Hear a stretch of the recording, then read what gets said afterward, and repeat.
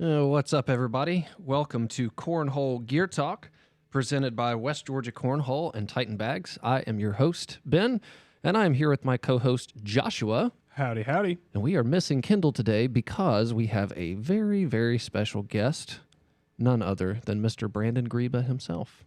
Hello, folks and fans.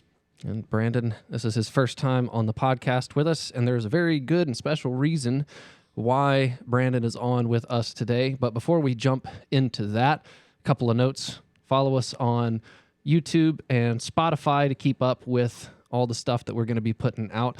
And also, we have a promo code right here that you can get yourself a discount on the West Georgia site and the Titan site. So you can get a little money off your next purchase. So Josh, what are we talking about today? We're going to be diving into just kind of the history of West Georgia Cornhole, and then also just kind of some of the, struggles and maybe issues with developing a business such as large as this. Yeah, so very first question, before we dive into the history of the company itself, what was your impression of what Cornhole was? How did you feel about it before you even started making boards? That was probably back in 2000. Probably when I first started playing cornhole, or even saw cornhole, was probably just right out of high school and college. Don't really remember seeing it much in high school, but hanging out at parties and stuff in college, that was probably the first time. At that point there was nothing formal. It was just thrown in your backyard or at a tailgate or something. Nothing at all. Just, hey, you want to throw bags or whatnot. And so, that was basically it back then, and then obviously as things evolved over the course of the years, it got more structured until to the point we are now. Yeah, for sure. I feel like at that point there were probably just almost zero expectations that anybody would have for the sport. Like, I feel like no matter the quality or anything, wherever you are, how far the boards are away from each other, I feel like no one was really concerned with any of it at the very start, probably. Yeah, and there wasn't, like, the quality of boards, there was nothing. It was Target or Walmart boards, and it was what it was, the cheapest stuff you could get. Cause Oh gosh, it wasn't even that for a lot of the stuff that I saw. It was just people having like particle board on some 2x4s. Yeah, because I want to say the first boards I ever saw were like the generic, just kind of plastic fold-out ones that were, like 2x3 boards, and they were probably like 9 feet apart in my friend's front yard, and I just didn't even play. Cheap plastic molded ones. Yeah, it was so weird. Whenever I look back on my very first encounter with cornhole itself, I was with some friends hanging out by the lake back when I was in college, and they brought out these boards. I'm like, what is this? Is this a North Carolina thing? With being from Georgia, I had no clue. Like, no, everybody does this. Okay, I guess this is North Carolina because I've never seen it before. Yeah. But yeah. So, no, go ahead. No, I was just saying, yep, absolutely. So how did your view of cornhole change once you started making the boards? How did it change? Yeah, like how you view the game itself. I guess it was, a little different, when you started making them versus just playing on them, because, your name is attached to that product at that point. It's just not somebody else's stuff. So, you wanted it to be, good quality stuff. And, back then there was no e-commerce or websites and, marketplaces. It was, word of mouth at that point. So, the quality beyond anything was key and number one. So, you had to, start with the quality back then and make the best product you could. So, it was, manufacturing at that point.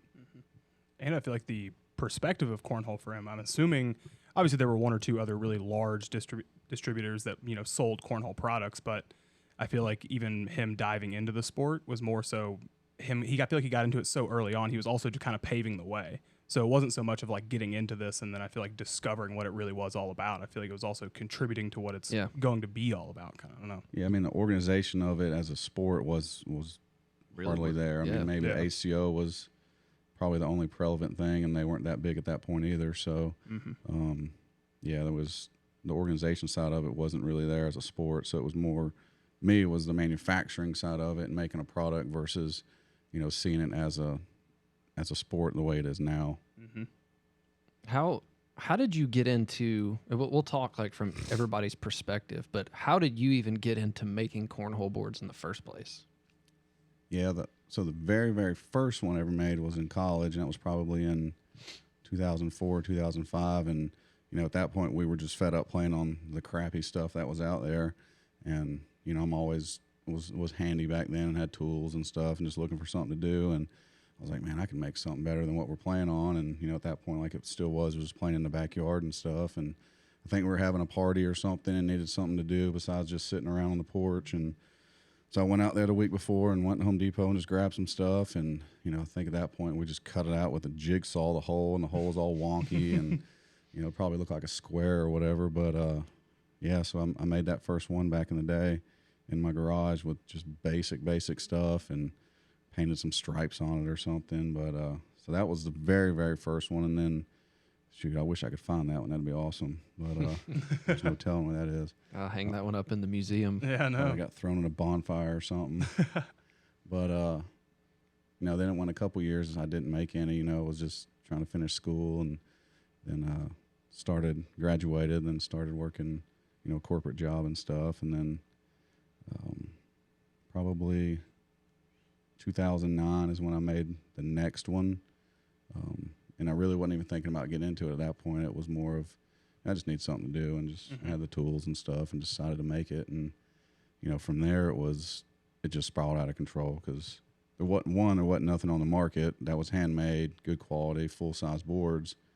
And, you know, at the time, again, it was just word of mouth and who knew that I made them, friends and family. And, you know, from there it was just, you know, word of mouth, and it spread like crazy, like wildfire. And I think we had like Craigslist, and then Facebook Marketplace came on. So we were just kind of do that low-level stuff. So that was the very, very beginnings. Maybe I'm crazy, but I remember hearing a story at one point that you started making cornhole boards for other people, like outside your family, somewhat by accident, because somebody asked you to make it for their wedding or something. Yeah, I think that was the very first one that after the second one after the first one, and yeah, it was a mix up from one of my other buddies who made one for a present from one of his family members or something. So they reached out to me and said, "Hey, can you make a cornhole board?" So I was like, okay, sure, whatever. It was kind of an odd request, you know, maybe they knew I was handy or whatever. But so I made that one, and then there was like one Christmas party afterwards, and I said, "Hey, why'd you ask me to make that?" And he Just goes, out of "Well, didn't nowhere. you make my other one a couple years ago?" And I was like, "No, that wasn't me. That was one of our other buddies." And I was like, "Well, you know, appreciate it. Thanks." Yeah. You just spiraled something good here. So, Mm-hmm. so yeah, that was, I guess, sort of kind of how it got started. That's funny. That's another one of those situations that, like, I would look back at that person and they have no idea what they've sparked. That they were this catalyst to this kind of business. Yeah. That's pretty crazy. So when did you know that it was time to transition between doing this as somewhat of like a hobby or a side gig type deal into, okay, I've got to take this leap? That's also what I'm curious about is when it went from, because from what it sounds like, it went from side hustle 0 to 100 real fast. I guess I don't know the exact time frame of whenever you were just kind of doing it for side money versus when you had to really make that decision of, you know, I'm diving head first into cornhole. Yeah, like when was it like, okay, this is getting too much. I've either got to go all in or I've got to stop. Yeah, it was really was one or the other. I was traveling for my corporate job, and I would be traveling, you know, throughout the Southeast for work and stuff. So I'd, you know, leave out on Monday morning, and I would come back on Thursday evening, you know, doing, you know, back then I was doing all the design work, all the customer service. And, you know, back then we had like a real crappy website and maybe Etsy at the point. But at that point, you know, it was a hobby. So I was doing all of that out of a 2-car garage, and it was just me. You know, I would hire some buddies on the weekend to kind of hustle some orders and stuff. But probably pay them in beer money or something. But so yeah, I'd get back on, you know, Thursday evenings, you know, staying in hotel rooms, doing the proofs and doing design work and customer service stuff. And I get back on Thursday evenings and, you know, have to start, you know, pounding screws and nails and whatever at that point and painting and stuff. And, you know, I'd do that throughout the weekend, and then I'd look up and it'd be Sunday again and trying to figure out where I need to go for work. And I was like, I did that for, you know, a couple years. And in those couple years, I got married, and then we were talking about having kids, and I didn't want to travel anymore. Yeah. And so it was like we got married, and then it was probably a little over a year later. During that 1 year, it was, we always talked about it and stuff, and then it started getting realer and realer and realer, and the orders started coming in more, and I was actually turning down more orders than I was taking because I couldn't fulfill them. Which sucked because nobody wants to turn down money, you know. So, and then the other side of it, I was excelling at my corporate job. I was at the top of my team and stuff like that. So it wasn't like I was just doing a scapegoat, doing cornhole. Mm-hmm. So it was, it was tough, man. Like we had a lot of long conversations and figuring out the plan, the marketing, and the business side of it, and what we wanted to do, and eventually get out of the garage and stuff. So it was, about a year after we got married, the wife was definitely a part of all those decision makings and stuff. Mm-hmm. So yeah, in July of 2013, I went and told my boss, and it was very hard, man. Like Mm-hmm. and he thought I was crazy as hell. Like, but I showed him a whole spreadsheet of orders that I had on back order. And I was like, man, I just want to reassure you that this is not crazy. This is like legit stuff. Yeah. And just for self-satisfaction, I guess. I don't know. But, yeah, and then the rest is history, man. It was just, I guess we can talk about that. Yeah. So you come from a family of entrepreneurs, and I'm sure that in the back of your mind throughout the starting of the business or before it was at some point, I'm probably going to end up running or owning a business at some point. Would you say that's fair? Yeah, absolutely. My grandfather owned his own business. My dad owned his own business. And, growing up, I was always in the shop, learning from him and, learning what it took to, manage people and run a small business and stuff. So, of course, I had that. And then, going to school for business was kind of just a two-stage stuff of, having the hands-on experience and then having the education and then going into the corporate world, learning the corporate side of stuff and the relationship building that you did there and things like that with customers and employees and stuff. So it was kind of a three-headed monster there that kind of accelerated everything. And the thing that always gets me when I think about where I'm at right now in my life, and it probably gets you too at some point, but if somebody would have told me a long time ago, it's like, oh yeah, your job is going to be cornhole. Like that's what you're going to do for this long amount of time in your life. I would have just shook my head and be like, no way. What? Oh, I could say the same thing. Still get that, Yeah. It's always hilarious, like going to family reunions and stuff, and people that haven't talked to you in a really long time. They're like, "Oh, so what do you do?" It's like, I make cornhole boards. Yep. And I always get that. Oh. Mm-hmm. Oh yeah. There's always like this 30 seconds of like, all right, let me unpack this and explain really what's happening. Yeah. Yeah. You'd probably just be better off saying, I own a business with like 50 employees, manufacturing plant. Yeah. So once you got started, really, making the cornhole boards on a very regular basis, it's full time. You're fully invested in this thing, sink or swim. What was it like watching the game of cornhole go from a backyard thing to more of this is a sport now? Mm-hmm. Yeah, it was special. It didn't happen overnight, but it was over the course of the year to where it is now. But it just legitimizes what we started and what we did. That we make a product that is right there with everybody else that can compete and people can play professional on and have a good quality product to play on that supports the sport. So it was pretty special. Now, so Josh kind of mentioned this earlier. So watching cornhole go from just a backyard game to an actual sport, a lot of stuff that West Georgia has done has not only just been to provide products for the game, but there's been a lot of innovations and like culture steering that West Georgia has done. And so, like, what would be some of those things, and this can be anybody, what would be some of those things that you guys see that have really stood out a lot? I feel like the main thing that sticks out to me, or the whenever you were explaining that I was thinking about, is one, obviously, whenever you see the sport grow into a professional sport as compared to just this backyard thing, as from a business standpoint, it not only I guess raises the ceiling for what you're able to make and provide, because it's a new customer base. It's not just your average backyard person. And to me, the main thing that sticks out is just how important it is now to have something that can hold a tablet and display a tablet.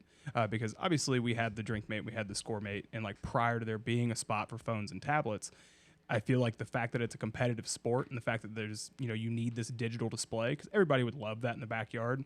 But I'm curious if that would have ever ended up getting to how normal it is if it didn't become a competitive professional sport. That's the first thing that kind of pops in my head. You know what's really interesting about that too is because cornhole, as far as I know, was one of the leading sports to start the digital app-based scoring systems.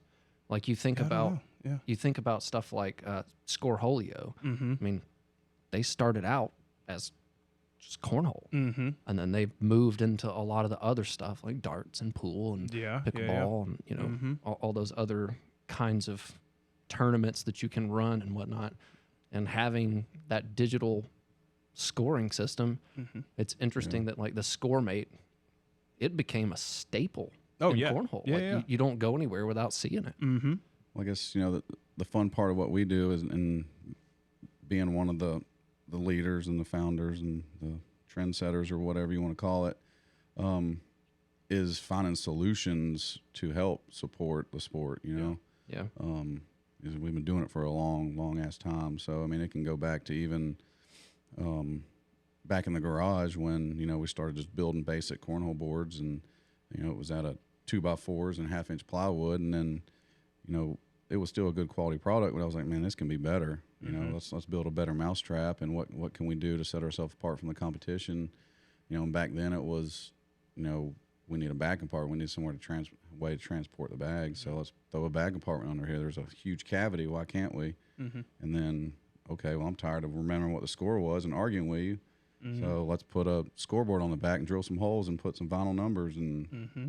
so we can keep score with golf tees. And then it was like, I'm tired of my drink spilling over. Let's put cup holders on it. Mm-hmm. Yeah. That basic stuff. And then you can go all the way up to the X factor where we're at now. And it's just like, that takes everything to another level when, the average consumer, needs to get educated on something like that. But to see what the X factor can do and why it does it. Yeah. Just kind of constantly observing the sport and how it's growing and seeing if there are more problems that as a business you can help solve and what you can help contribute to the sport. Because also, Mm-hmm. like, as you're solving these problems, like, sure, you're creating a new industry standard, but as a new industry standard gets set, you start to observe new problems. How do you improve this even more? Mm-hmm. And it's pretty cool to have seen that just keep going every year. Mm-hmm. That's one of the things that is really cool and unique about our company, especially when it comes to how we look at cornhole, because a lot of us here play. Mm-hmm. And we really enjoy it, but a lot of us are constantly looking out and thinking, how can we make this better? Yeah.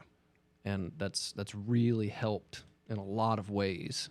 Mm-hmm. That's one of the primary things that I do when I play. Yeah. Because I'm not good. I've got to make up for it somewhere else, But yeah, we did a lot of innovation with the ScoreMate. Of course, we've talked a lot about the X Factor in a couple of previous episodes, but I mean, there's a lot of other stuff too, like some of the finishing techniques that we've come out with, and even just in the way that stuff gets manufactured. We're trying to be cutting edge with as much of it as we can be. Mm-hmm. I mean, just take the evolution of how we used to put graphics on boards. Mm-hmm. Right. I mean, hell, back in the day, I would cut stencils out and have stacks of stencils this tall, and there's no telling how much money was involved for labor. If you wanted to put my labor dollars on it, Mm-hmm. it was you couldn't put a value on it. Yeah. Stencils and paint and spray paints, and then it went to a vinyl cutter, and then it went to wraps, and then it was how can we keep the quality up and make more product and get it out to the consumer faster, Mm-hmm. and still keep the same quality standards that were there. And then came the the direct to the UV printers, which Mm-hmm. we were one of the first pioneers of that stuff, and now everybody's doing it. So it's been really fun. Mm-hmm. Yeah, it's been cool to, one of the things that I am really proud of in a way. It's like they say that, oh man, how does that phrase go? Imitation is the highest form of flattery. Yeah. It's like there have been a lot of people that seem to want to copy our playbook, Mm-hmm. and there's a good reason for that. Oh yeah, and I feel like that's got to be also a good feeling to know that once somebody copies it, that's one thing, and you kind of be like, okay, I see what you're doing. But then once everybody's doing it, and then once I wouldn't say nobody's moving past it, but kind of everybody realizes that this is the industry standard, and kind of being that initial wave that kind of discovers the industry standards and going through the difficulties of trying other things that don't work and trying things like, oh, that was a terrible idea. But having the ability to do that, I feel like has been huge for our company. Yeah. Oh, thousands of failures, man. Oh yeah. I mean, holy crap, dude. I mean, we're still doing this. We're still doing it. Mm-hmm. But I feel like there's an opportunity. If there's a mistake, there's an opportunity that's going to come out of it, and it's just going to get better in the long run. Yeah. So, tell us about some of the most difficult issues that you've had to deal with early on in the business. Difficulties early on. Well, it was space. The one challenge moving out of the garage, I thought I was crazy moving out of the garage, but that was a huge step, and moved out of the garage and moved into a little portion in my dad's shop that I actually grew up in, sweeping those floors. So that was kind of a cool full circle type deal, and my dad was pretty proud of that moment. But yeah, I mean, it was space. Early on it was space, and then just kept pushing more space, moving walls and doing all that. And then, hell, you remember it was just the basic function of dry and poly. How fast can we get this poly to dry so we can put another coat of sand it down and put another coat of poly on it so we can get it out the door to the customer. That was going to be one of the things that I was going to mention about, like, when you were in the garage, like, I feel like that had to be one of the hardest bottlenecks of, like, paint drying, stain drying, stuff that's truly just time-based, that's out of your control. Because, like, sure, you can nail some boards and screw boards together as fast as possible. You can sweat it out and try and get it out the door. But there's a certain point where you're just like, you just got to stare at it and wait. Gosh, I wished I had that picture of you standing in there when you got, like, the like weird drying rack thing you mounted on your wall in the garage. Yeah. Those like poles. We in the when we moved into the warehouse space at your dad's shop and had like this OSB wall. We had tons of these like conduit poles sticking out that were all mounted, and we just slide painted boards on those and. Man, it was like the wall was about to just fall over with all the weight. That was crazy. Yeah. I kind of forgot about the polyurethane having to dry. That was definitely an issue. But, yeah, space was tough. Space. I mean, you remember the drying room that we had? Yeah. Converted a freaking office into a drying room. Stacked boards to the wall, to the ceiling, wall to wall, ceiling to ceiling, man. It was insane. Yeah, that's insane. Yeah. And you could only fit so many in there per day.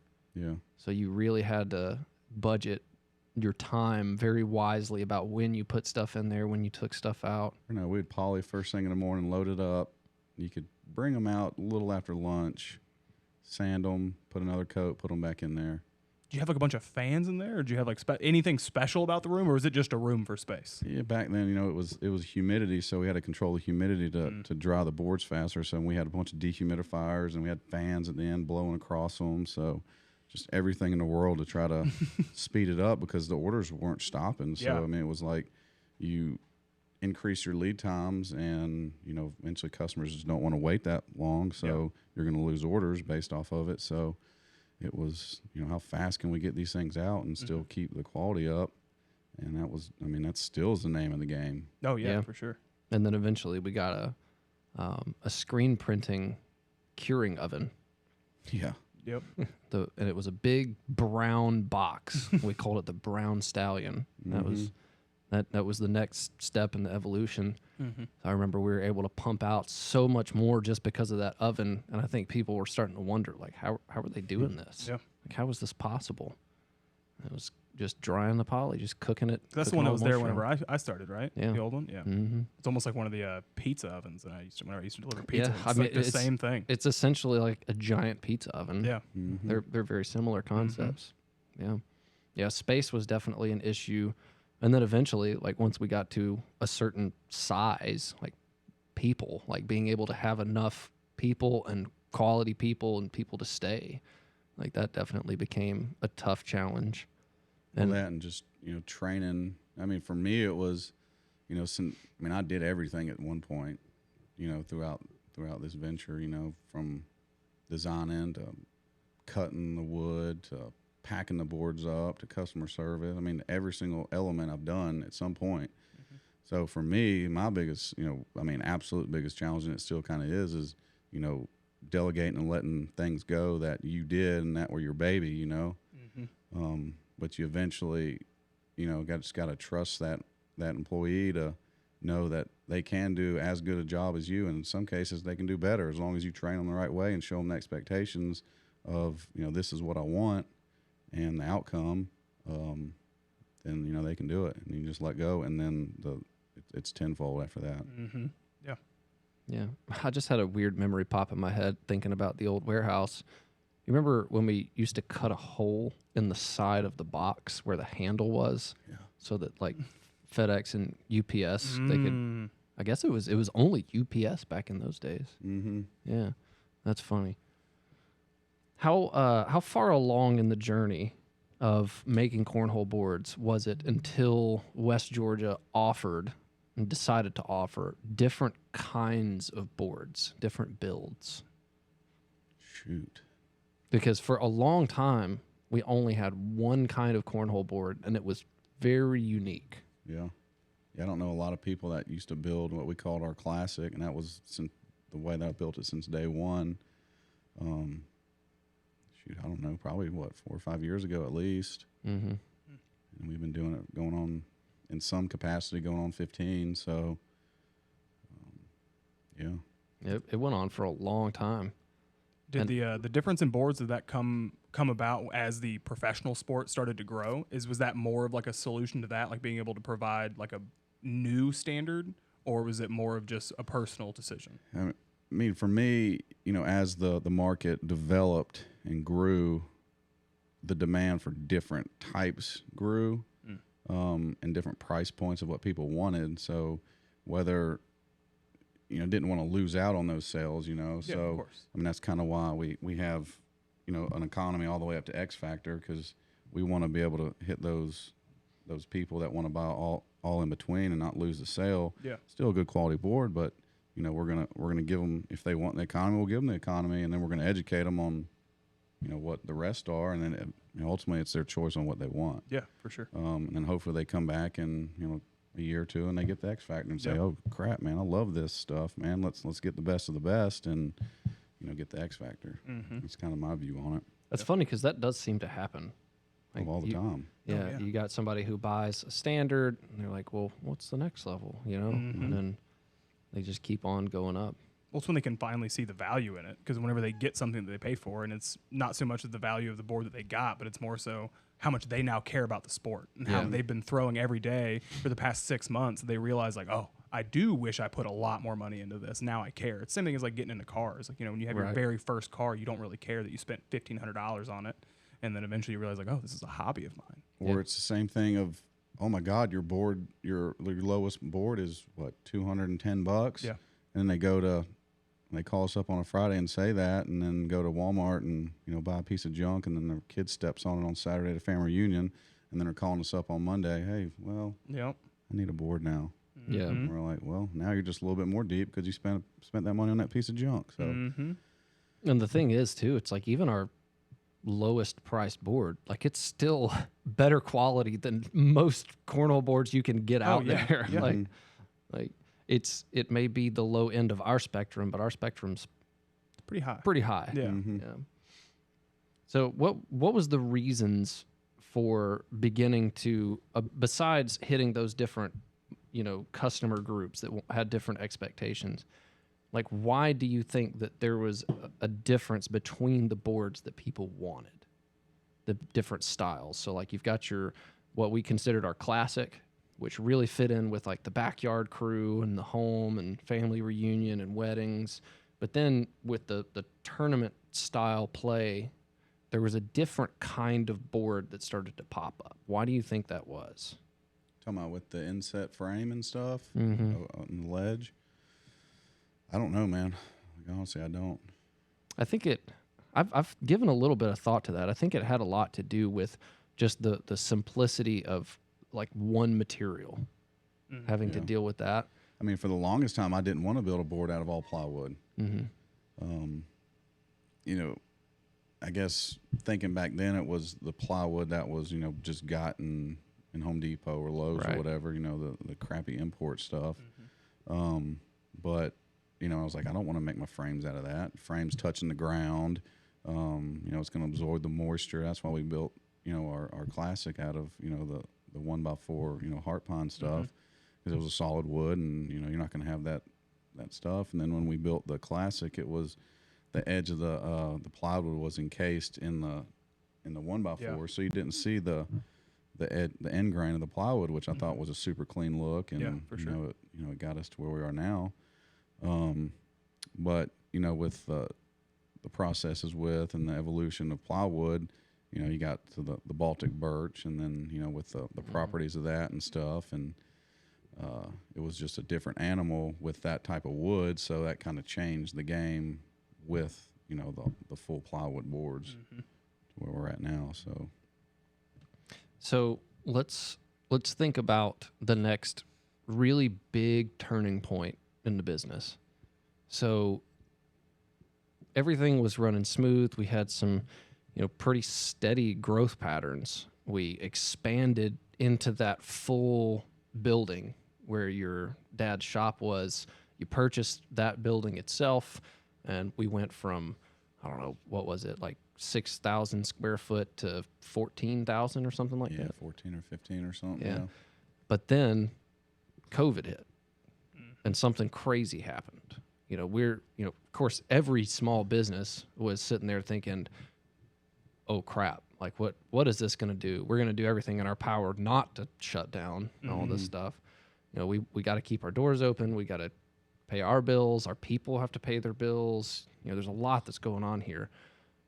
Well, little did we know, for one, we pivoted a little bit and we started making like PPE, face shields and masks and stuff like that. But little did we know that cornhole was about to explode. Yeah, it was during the that only time. sport on ESPN, or it was the only live sport, right? That was on ESPN at the time. Yeah. One of them. I mean, you got to give credit and shout out to Stacy and ACL for putting that whatever you want to call it program on that they did across the country, that whenever all them shootouts and stuff. And yeah, it was legit the only thing on ESPN on Saturday. Because for weeks it was just replays. Just junk. Yep. So I mean, a live stream of cornhole was every Saturday across the country, and then people were sitting at home and seeing that, maybe not even know what cornhole is, just now got introduced. Hey, I think I can go shopping and let's go find one, and then next thing you know, it shows up on your doorstep and you can play in your backyard. Yeah. And everybody's stuck at home. Yeah. And so they're like, hey, well, let's at least go outside and play something, And then cornhole was the obvious choice.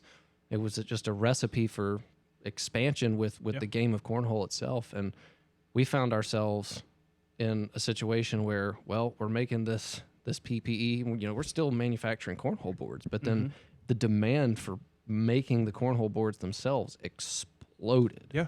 Well, you have to back up a little bit about the COVID stuff. I mean, you remember they were going to shut us down because we were a non-essential business. And then, that connection with Render's wife and the medical stuff down there in Atlanta approached us about, hey, I think you have some machines that can, make some stuff. We're having a shortage of, the plastic face shields.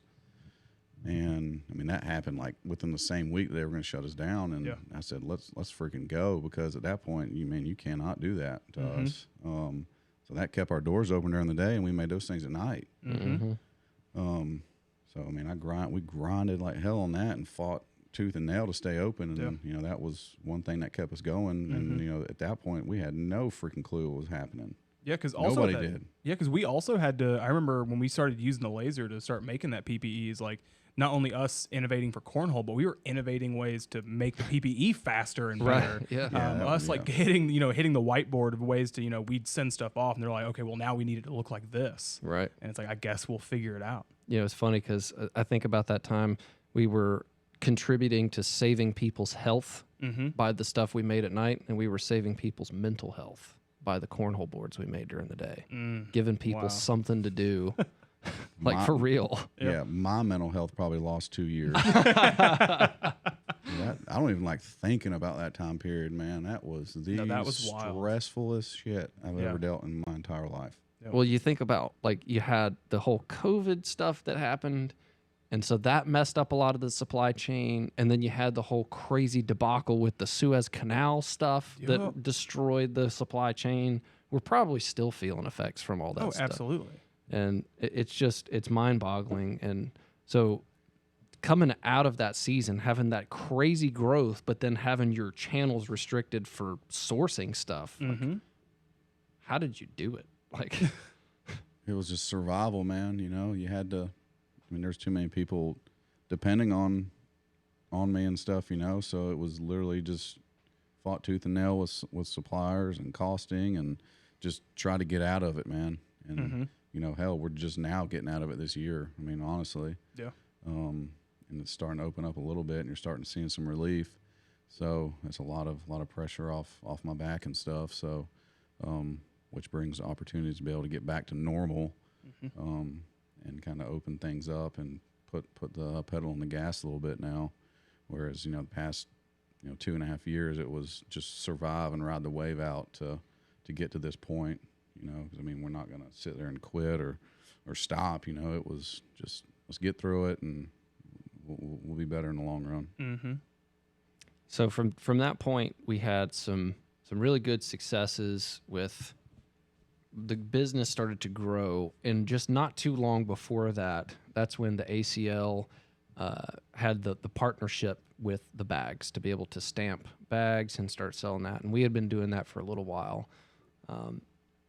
COVID hits, and then just a little bit after COVID, we had grown a good bit. We made a pretty big decision, I would say, probably one of the bigger decisions that we've made as a company, and it was to create a secondary brand. So what were some of the thought processes that led up to the creation of Titan? Yeah, honestly, it was, I mean, you had a lot of impact on that. I mean, we had a lot of discussions about how we want to do it and, website stuff and all that kind of deal. But, the basic premise of it was there's a totally different market that's, the professional side at that point, and we kind of want to get away from the West Georgia Cornhole brand as a consumer base, average buyer product, to Titan, which is, hey, I know what I want. I want the top level stuff. This is going to be the website to go to. So that was the basic premise of it at that point.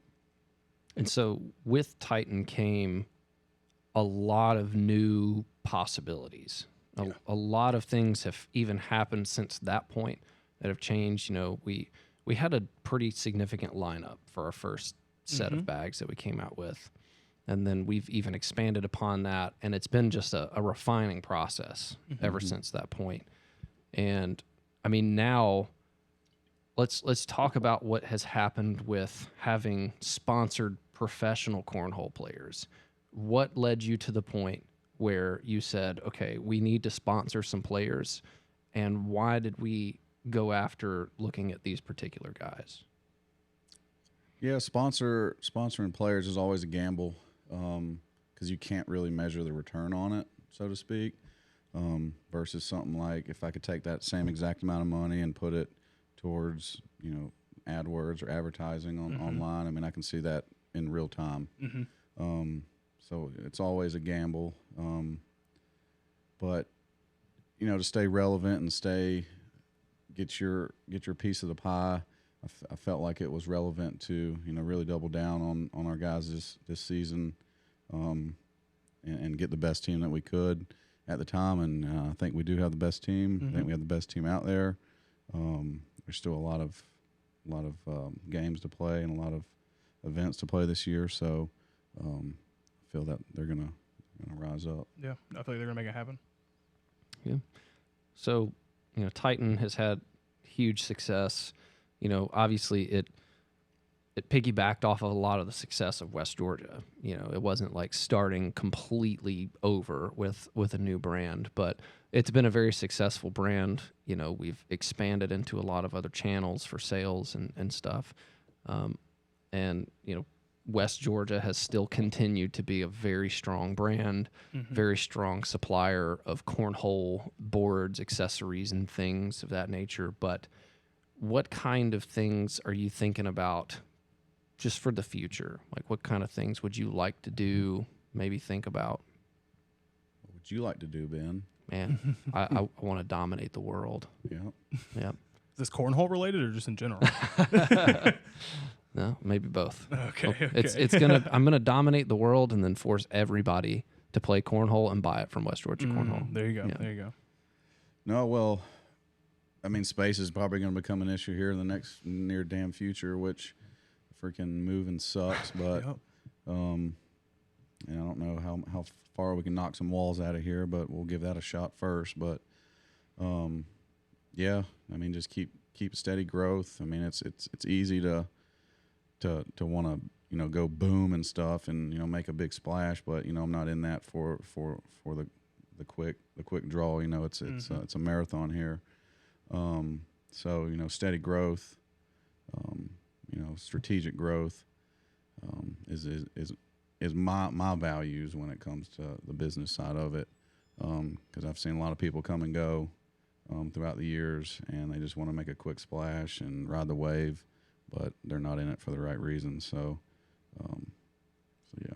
Yeah, I'm saying because being in it for the long run isn't just for the business, it's also for the sport itself. Because knowing that people who bought boards from you 7 years ago know that they have this reliable person they get to go back to and purchase from again, as compared to we've seen a few people where they they buy something and then 2 years later they're like, oh well, I guess I got to find somebody else now. Yep. And I think talking about the way that the company has grown, the places that we want to go with expanding this company to supply really well-made, high-quality, fun products for people to play professionally or play in the backyard or competitive play, whatever it may be. One of the big contributing factors to us being able to do that stuff that a lot of people don't really consider when they want to get into this game, that I feel like we've done really well, is building a team of people at this company. We're all about building some of the best cornhole products you can possibly get, but we're also about building a great team that can make those products. Yeah. And we've got some really incredible people that have come on board.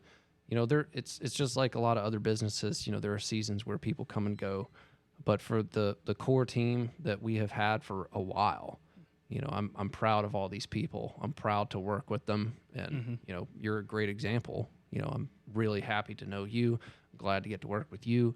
There's just so many people that can really work well together and jive and think about these things. They're into the game, but they're also into building this business. Yeah, and adding to that innovative process, having a core large group of people who all care and are really trying to chase that goal. Yeah, I can definitely agree with that. I mean, what gets me going every day is job creations, developing employees, watching them buy houses, watching them buy new vehicles, watching them have kids, and watching the kids get older, things like that. We had I've told you all before, but we had many opportunities to cut jobs and get stuff manufactured overseas, and stuff still happening, and it's just not in my DNA to do anything like that. So that's what gets me going. That's what makes me tick.